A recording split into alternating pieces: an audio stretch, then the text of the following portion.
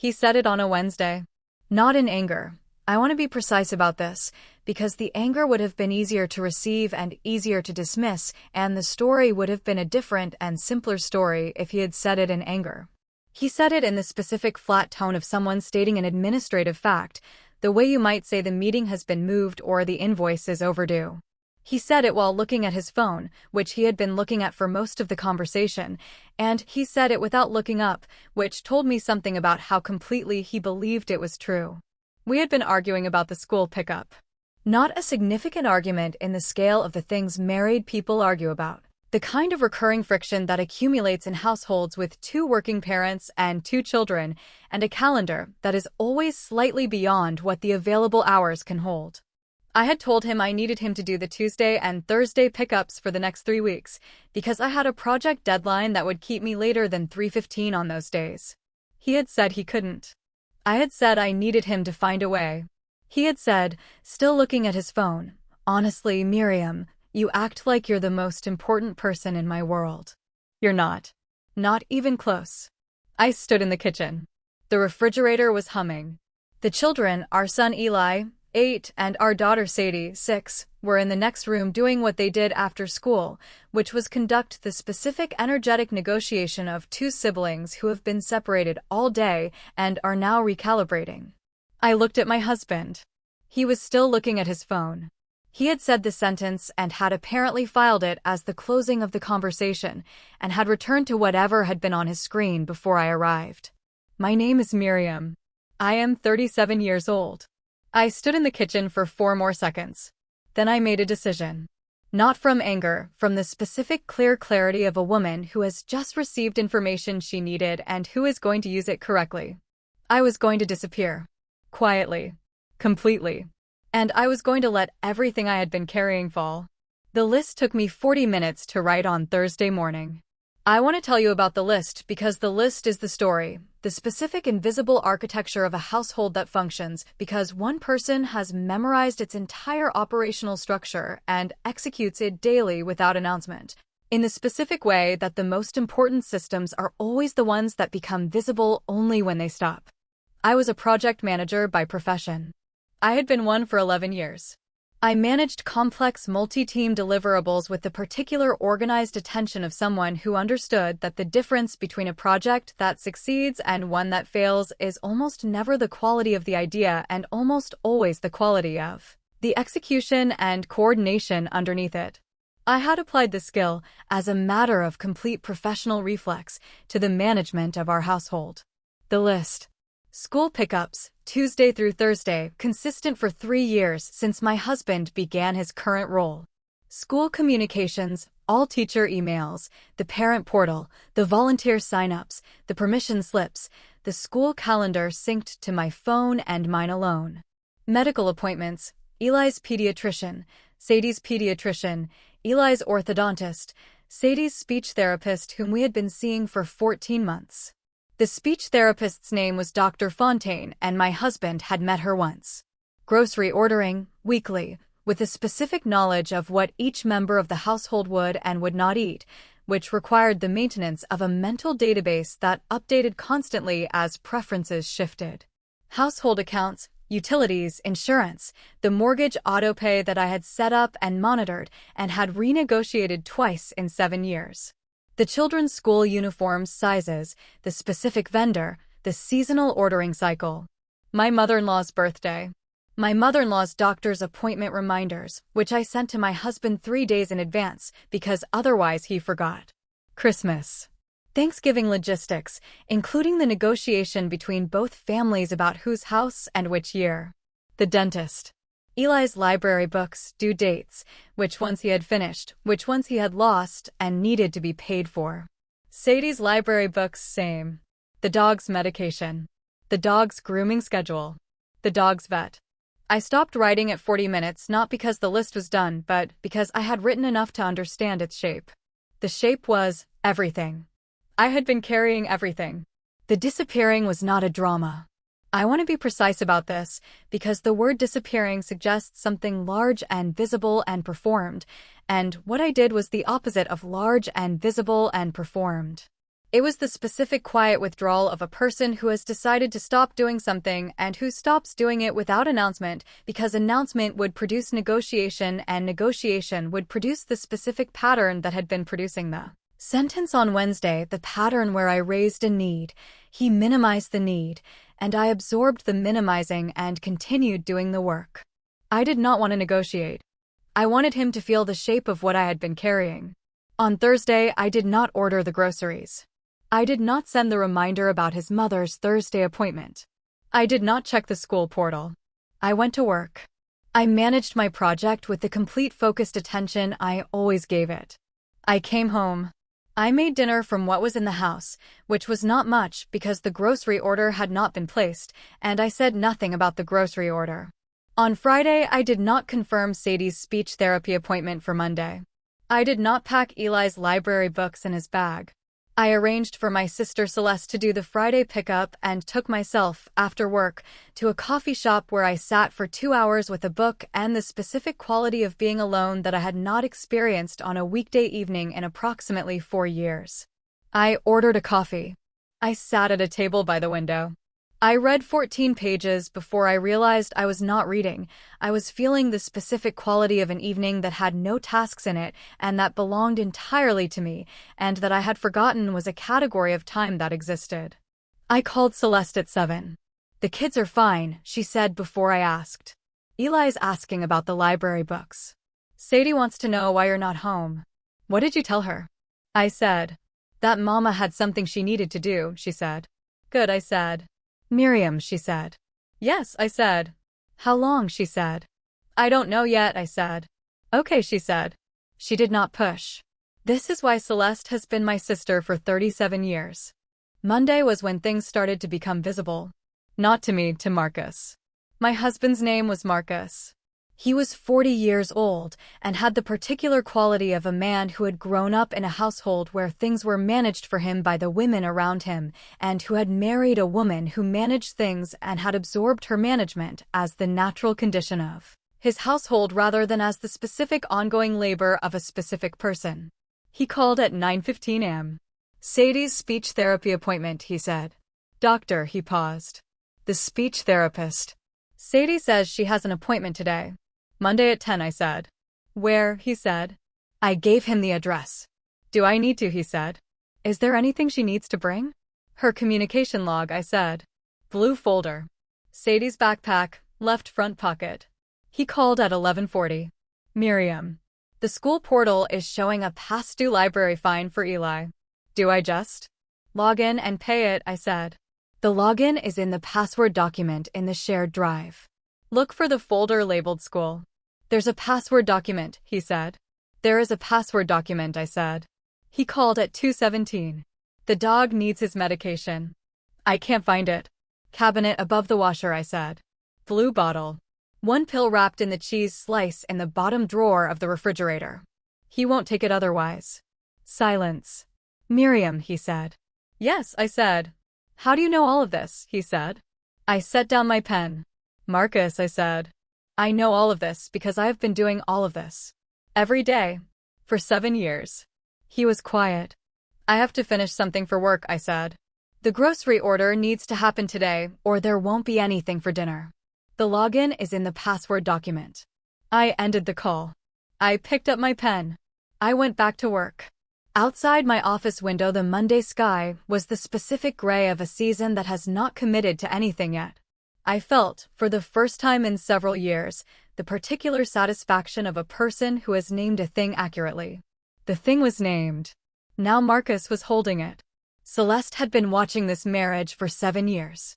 Not judgmentally, Celeste was not a judgmental woman. She was 39 years old and had the specific quality of an older sister who has watched her younger sister be competent in everything and who has developed, in response, the particular watchful warmth of someone who knows that the most competent people are often the ones most at risk of being taken for granted because their competence makes the taking for granted so easy to perform. She had said something to me 2 years ago. Not a big thing, a specific small thing, delivered at the end of an ordinary Sunday phone call in the way that the truest observations are often delivered, quietly, at the end of something else. in the tone of someone who has been waiting to say it and has finally found the smallest available opening. She had said, "Miriam, does Marcus know what you actually do?" I had said, "Of course he knows." She had been quiet in the way she was quiet when she disagreed with something but had decided not to argue. I had understood the quiet and had filed it and had not returned to it until the Wednesday sentence made the filing necessary. I called her on Tuesday evening. Eli and Sadie were at Marcus's mother's, where Marcus had taken them after the school pickup he had managed for the first time in 3 years with the specific effortful confusion of someone performing a task whose logistics he had never been required to learn. "He called 3 times yesterday," I said. "I know," Celeste said. "He called me too. Asked me where Dr. Fontaine's office was." "You didn't tell him," I said. "I told him to check the school folder in the shared drive," she said. I smiled. "He's starting to understand the shape of it," I said. "The shape is very large," she said. "Yes," I said. "Miriam," she said. "What do you want from this?" "Not strategically. What do you actually want?" I sat with the question. "I want him," I said, "to understand what he said on Wednesday. Not to apologize for it. Apologies are easy. To understand it. To feel the weight of the thing he dismissed." "And if he does," she said. "Then we talk," I said. "Really talk." For the first time in a long time. It collapsed on Thursday.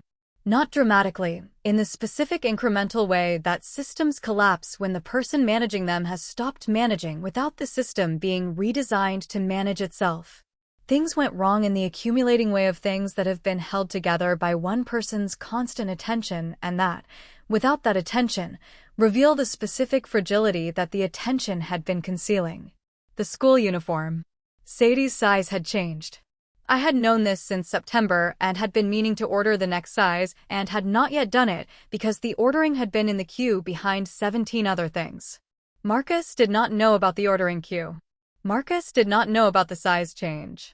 Marcus sent Sadie to school on Thursday in a uniform that was too small, which the teacher noted in a communication to the parent portal that Marcus had now learned to access, but was still checking only occasionally. I saw the notification. I did not respond to it. The dentist.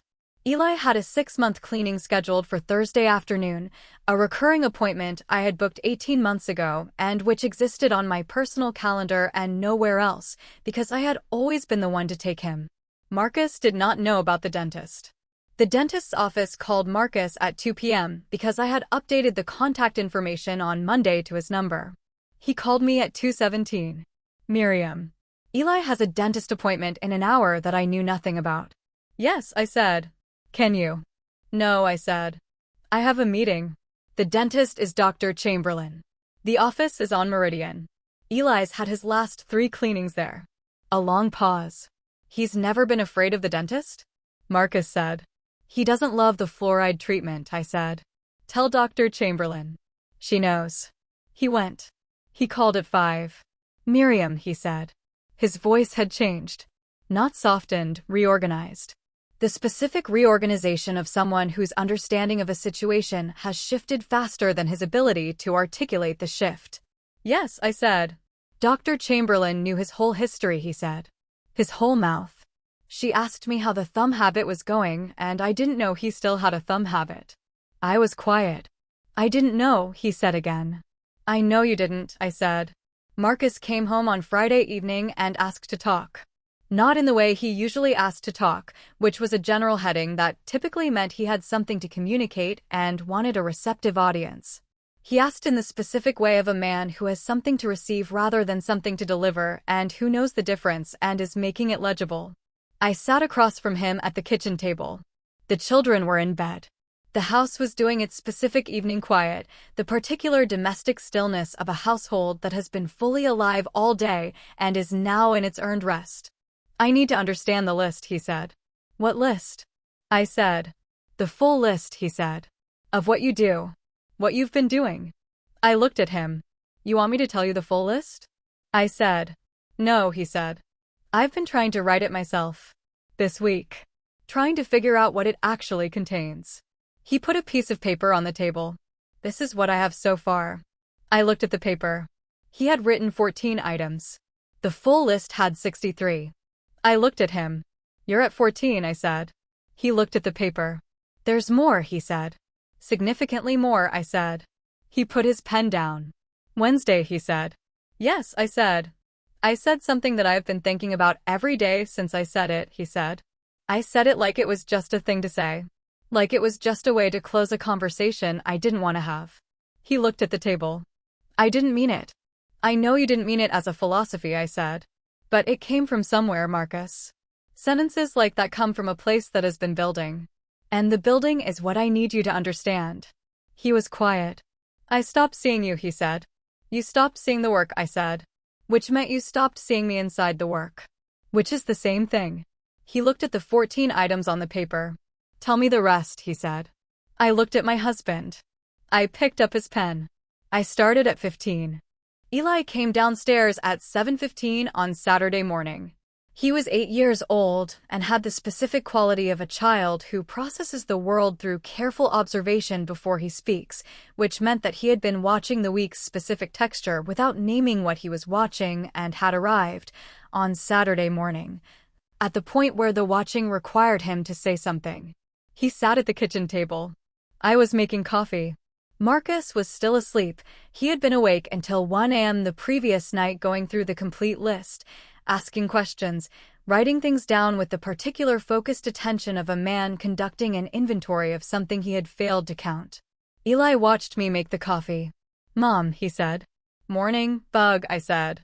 Is everything okay? He said. I turned and looked at my son, 8 years old, his father's forehead, my grandmother's eyes, the specific serious attention of a child who has decided the question requires the adult's full face before he can evaluate the answer. Everything is being worked on, I said. He considered this.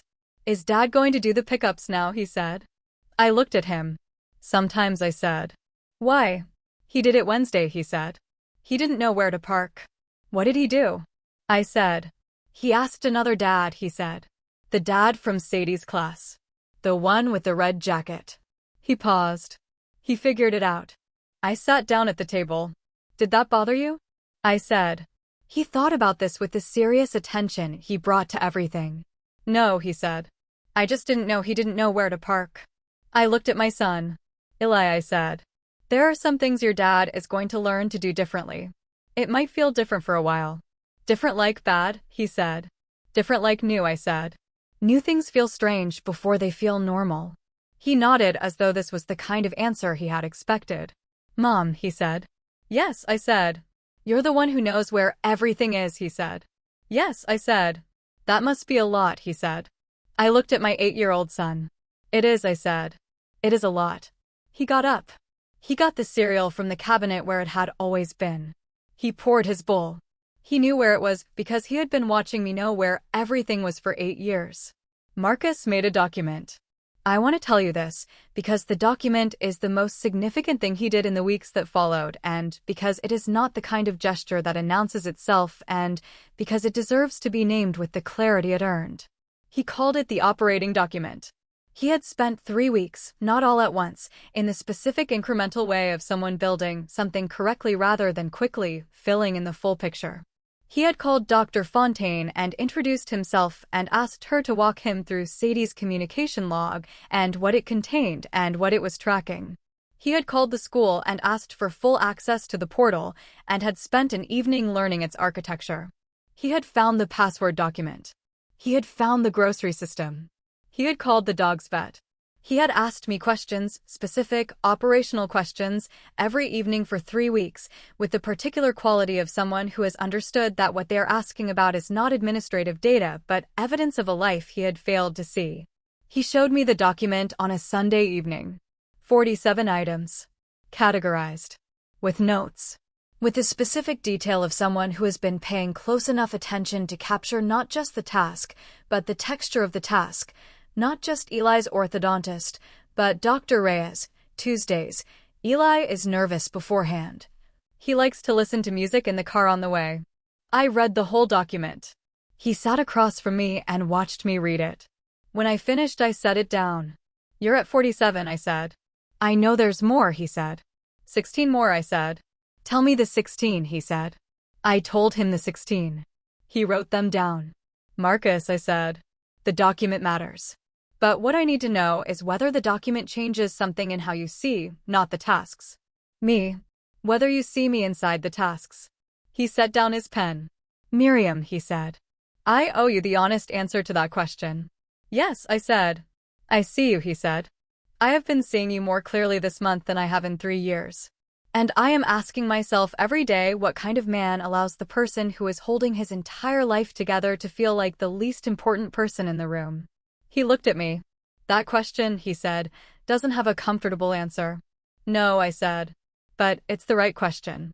Here is what I kept from a Wednesday sentence and a 40-minute list and a month of quiet disappearing and a document with 63 items.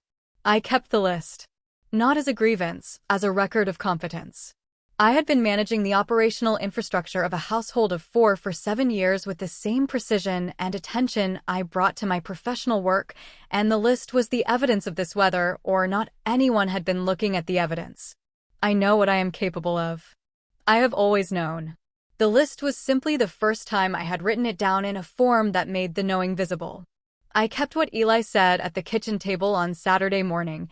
You're the one who knows where everything is. That must be a lot. 8 years old. He saw it before his father did. He saw it because he had been watching me know where everything was his entire life and had absorbed the watching as information rather than as the background condition of his world. This is what children do when they are raised by someone who is present. They see the presence. I keep his sentence because it told me something about what I had given him that went beyond the school pickups and the library books and the dentist. I had given him the ability to see labor and name it and acknowledge it as a lot. He will be better for it. I kept the operating document. Marcus updates it. When a new task emerges, when Sadie moves to the next size, when a new medical appointment is added, when the dog's medication changes, he adds it to the document. The document is shared. We both have access. This is what equity looks like when it is built correctly rather than performed quickly, not the dramatic gesture, but the quiet architectural change that makes the old invisible work visible to both people. I kept the coffee shop evening. The 14 pages I did not quite read. The specific quality of an hour with no tasks in it. I go back now. Not every week, some weeks the schedule does not permit it. But enough. Enough to remember that the person I am inside the tasks is still a person outside them, and that the outside person needs hours that are not tasks. I am 37 years old. My husband said I was the least important person in his world. I quietly disappeared. I let everything fall. He picked it up. He counted it. He wrote it down. He is still writing. That is enough to begin. If this story reached something in you, if you have ever carried something enormous so quietly that the people around you forgot it had weight, I want to hear about it in the comments. What were you carrying that nobody saw? Stories like this one stay alive because people carry them forward. Share this with someone who needs it today. And if you would like more stories told honestly, the way things worth keeping deserve to be told, subscribe. We will be here. The end.